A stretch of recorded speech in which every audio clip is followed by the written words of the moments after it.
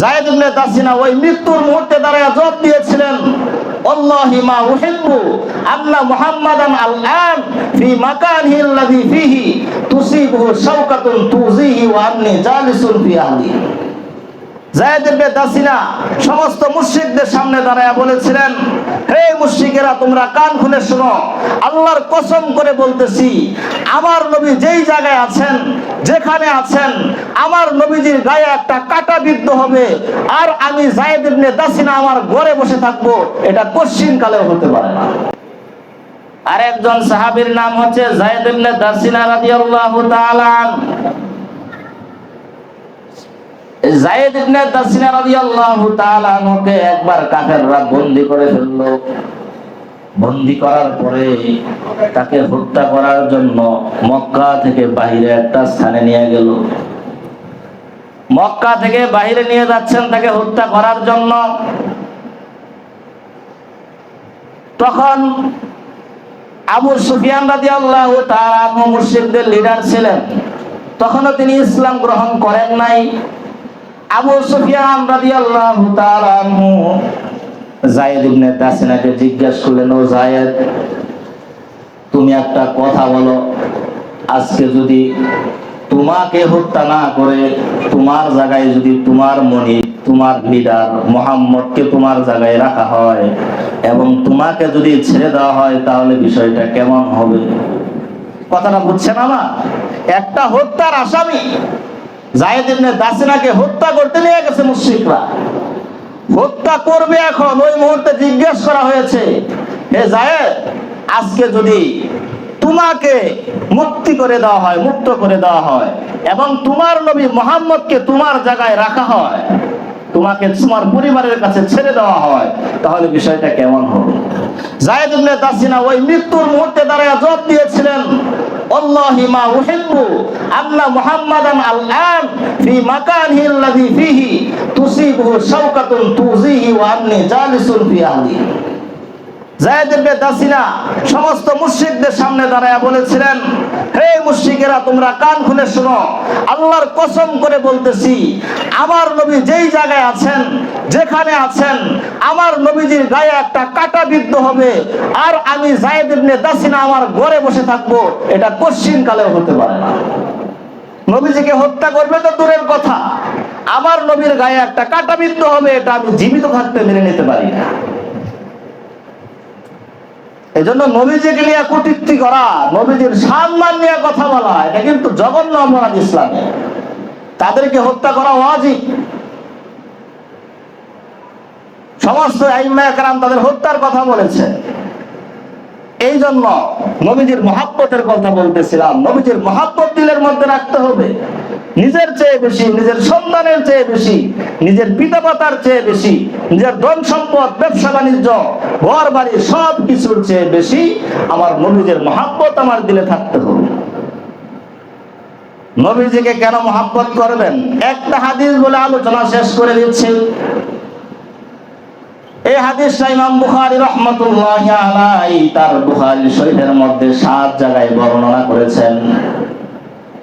প্রসিদ্ধ একটা হাদিস, হাসরের ময়দানে যখন সমস্ত মানুষ দাঁড়ায়া থাকতে থাকতে ক্লান্ত হয়ে যাবে, হিসাব যখন শুরু হবে না, সমস্ত মানুষ আদম আলাইহিস সালামের কাছে যাবে, গিয়ে বলবে, আদম, আপনি আজকে আল্লাহর কাছে আমাদের জন্য একটু সুপারিশ করেন।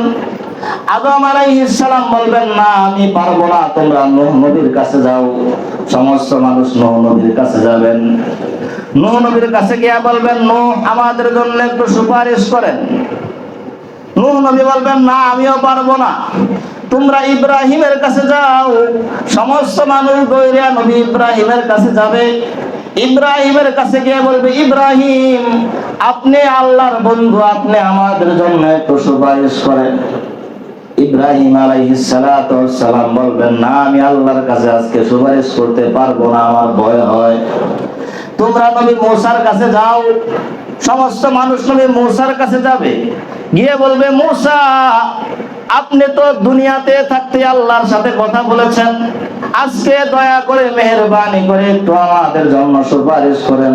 মুসা নবী বলবেন না, আজকে সম্ভব না, আল্লাহকে দেখলে আজকে আমার ভয় হয়, আমি পারবো না, তোমরা নবী ঈসার কাছে যাও। সমস্ত মানুষ নবী ঈসার কাছে যাবে, ঈসা নবীর কাছে বলবে সুপারিশ করেন। ঈসা নবী বলবেন না, আমিও পারবো না, তবে আমি তোমাদেরকে এমন একজন নবীর কাছে নিয়ে যাব যেই নবী আজকে তোমাদের জন্য সুপারিশ করবেন।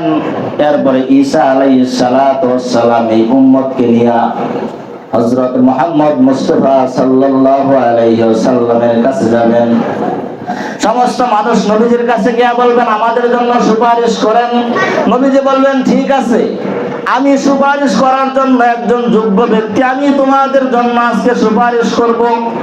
এরপরে নবী করিম সাল্লাল্লাহু আলাইহি ওয়াসাল্লাম আল্লাহর আরশের সামনে সেজদায় লুটিয়ে পড়বেন। সেজদা করতে করতে কাঁদতে থাকবেন, সেজদায় পড়ে এমন ভাবে কান্না করবেন, আল্লাহ রাব্বুল আলামিন এক পর্যায়ে বলবেন, এ মুহাম্মদ ইরফা রাসাক, তুমি তোমার মাথা উঠাও, সাল তুতা, তুমি আজকে যা চাও তোমাকে দিয়ে দেওয়া হবে। ইসফা তুসাফা, তুমি সুপারিশ করো, তোমার সুপারিশ গ্রহণ করা হবে, কবুল করা হবে। আল্লাহর হাবিব সাল্লাল্লাহু আলাইহি ওয়াসাল্লাম মাথা উঠাবেন। মাথা উঠানোর পরে বলবেন উম্মতি উম্মতি, আল্লাহর কাছে বলবেন আল্লাহ আমার এই উম্মতদেরকে তুমি মাফ করে দাও, উম্মতদেরকে তুমি ক্ষমা করে দাও।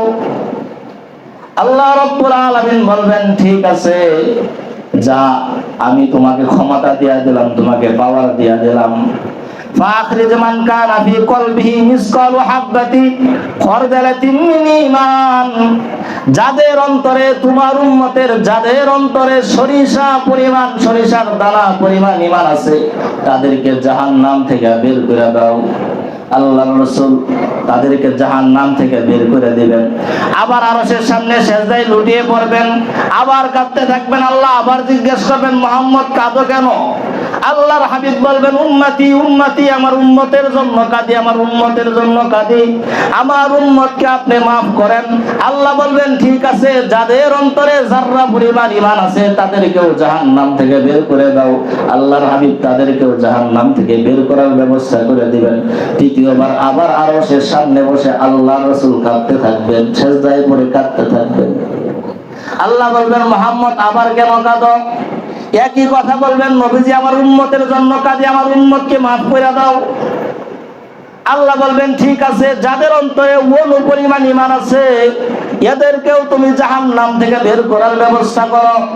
ওই সমস্ত উম্মতদেরকেও জাহান্নাম থেকে বের করার ব্যবস্থা করা হবে। চতুর্থবার আল্লাহর নবী আবার আরশের সামনে সেজদায় পড়ে কাঁদতে থাকবেন।